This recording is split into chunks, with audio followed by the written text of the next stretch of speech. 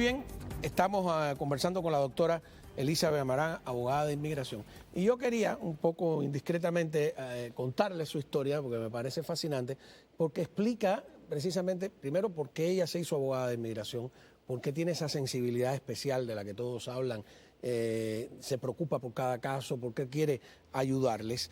Y les había adelantado que ella es ucraniano-cubana, si se puede decir así. ¿Naciste en Ucrania?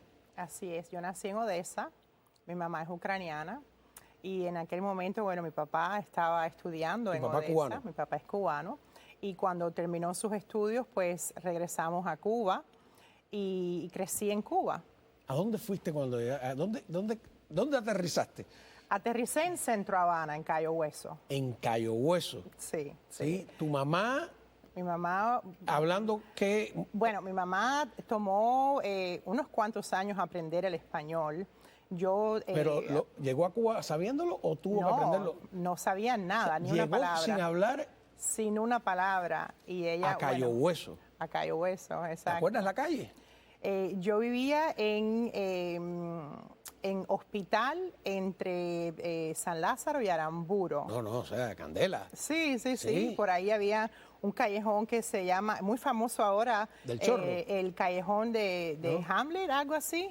No Sí, conozco que bien. ahí es Andrés Reinaldo, que se conoce esa bien zona. folclórico, ¿Sí? bien una zona bien colorida, el bien callejón cubana. De Hamlet, en San Lázaro. Exacto, creo que se llama así, no estoy segura porque bueno, ya hace 30 años que me fui de Cuba. Ajá. Pero sí, yo crecí ahí, crecí en Cuba, crecí. ¿Con qué edad llegaste a Cuba? Yo tenía 3 años cuando llegué a Cuba. ¿3 años? Sí, 3 años. ¿Y tampoco hablabas español? Tampoco hablaba español, aprendí más rápido, obviamente porque los niños aprendemos más rápido a esa edad, y yo fui quien poquito a poco le enseñé a mi mamá. Me acuerdo que en la noche ella iba a un colegio de idiomas que había en El Vedado. La Lincoln. Y me llevaba con ella, y entonces habían gente de todos los países, había muchos extranjeros, y todo el mundo estaba dormido y cansado porque era muy tarde, era de noche, y la maestra hacía preguntas y yo era la única que le respondía en español, porque así fue que aprendí más rápido y ayudé mucho a mi mamá después. Después ya ella se hizo traductora en el aeropuerto y bueno, su español se hizo perfecto, pero al principio fue bien difícil. Pero la vida de Cayo Hueso, yo conozco el barrio, es una vida dura. Del vecino con vecino, Correcto. de los patios comunales, del solar. Correcto, sí. Fuimos a vivir a casa de mis abuelos. Abuelos paternos. Mis abuelos paternos, exacto. Ellos tenían una casa, me acuerdo que estaba en los altos de una panadería. Y era una casa pues normal, cómoda, pero obviamente pues la situación del país. ¿Tú qué? ¿Salías a jugar a la calle con los demás niños igual, todo? Todos mis amigos, íbamos a todas las actividades normales del colegio, a las escuelas del campo. ¿Y qué te decían, la rusa? Me decían la rusa, sí, pero poco a poco, bueno, me hice muy cubana, bailaba salsa, iba a los toques de santo, todas las cosas que hacen la gente en Cayo Hueso, no me digas. Entonces crecí en esa cultura. ¿Y tu mamá?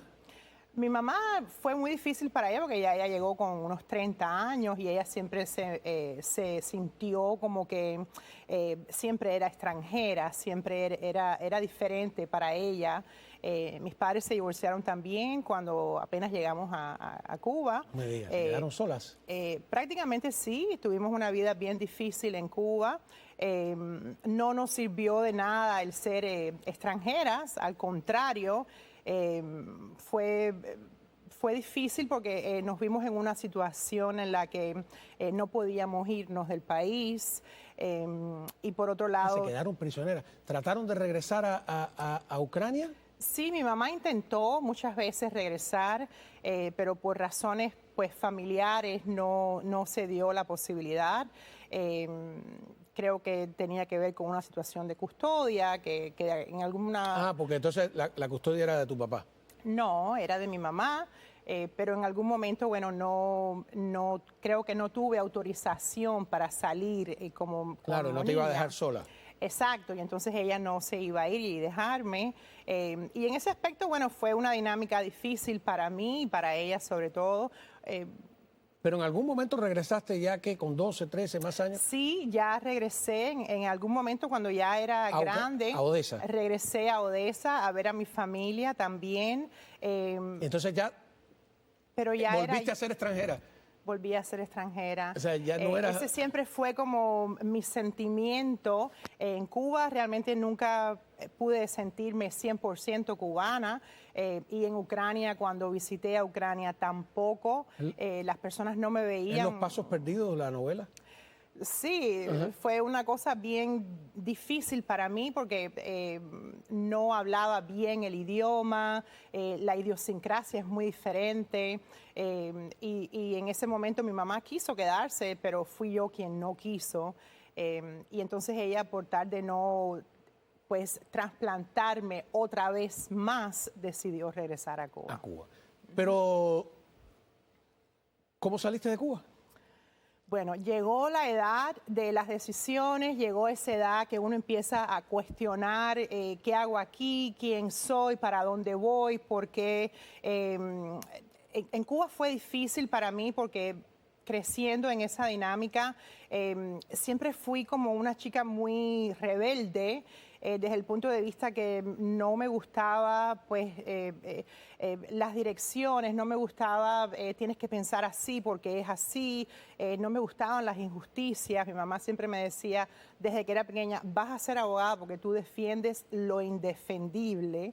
Y entonces eso se convirtió como en un problema, obviamente, en el colegio te empiezan a señalar, cuando te dicen tienes que ir a esta actividad y tú dices, ¿por qué? No me identifico con esto, no quiero ir.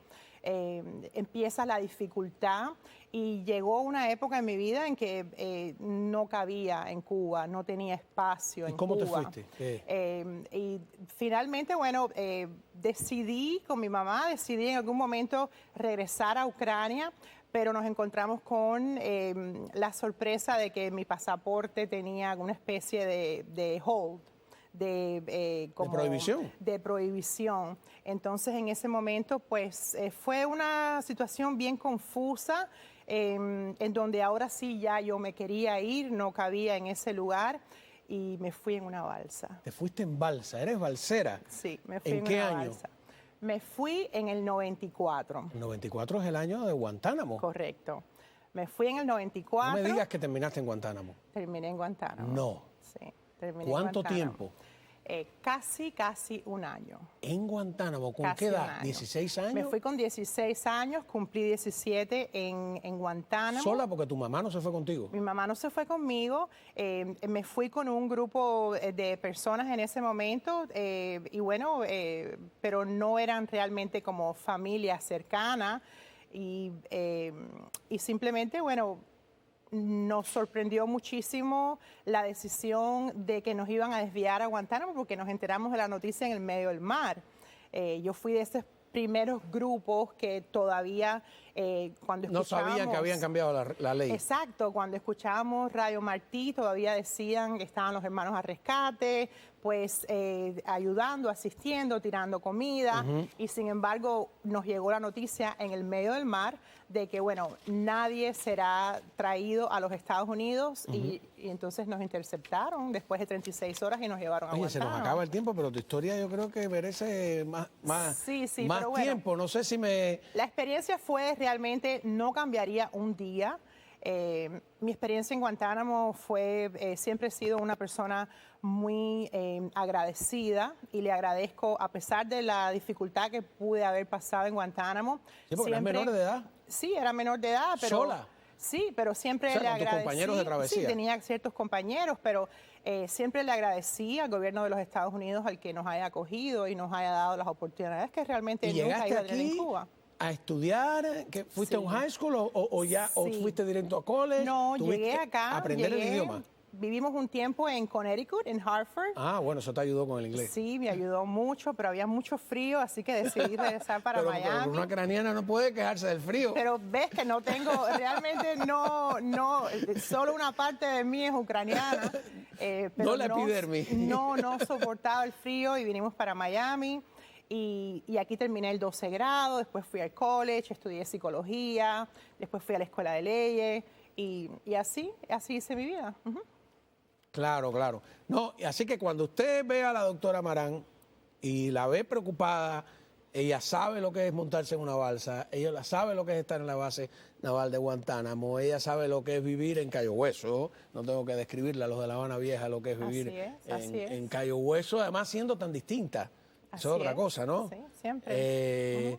Y de ahí viene que siempre me dicen, ella es una abogada muy sensible, muy especial, que cada caso lo ve como si fuera el primer caso, ¿no? Así es, todas mis experiencias, he conocido muchísimas personas en diferentes circunstancias y he estado yo misma en diferentes circunstancias y realmente eso me ha permitido conocer la naturaleza humana, la necesidad de las personas, por qué emigran a los Estados Unidos para una mejor vida para sus familias. Y todos mis casos son especiales porque siempre me gusta, más allá del caso, siempre comienzo conociendo a la persona. Quiero saber realmente cuál es su intención a corto plazo, a largo plazo, si quiere tener familia, si quiere regresar en algún día. Y creo que toda esa combinación, pues, siempre me acerca un poco más a mi cliente y bueno, y quizás por eso, como lo tomo tan personal, quizás pues soy un poquito más efectiva a la hora del resultado. Muchísimas gracias, doctora, por compartir su historia con nosotros y con el público. Pues la doctora Elizabeth Amarán ya pues la verá con más frecuencia por aquí con nosotros ayudándonos. Y cuando regresemos vamos a hablar de los rehenes israelíes. Trump recibió a algunos de ellos. Ya volvemos.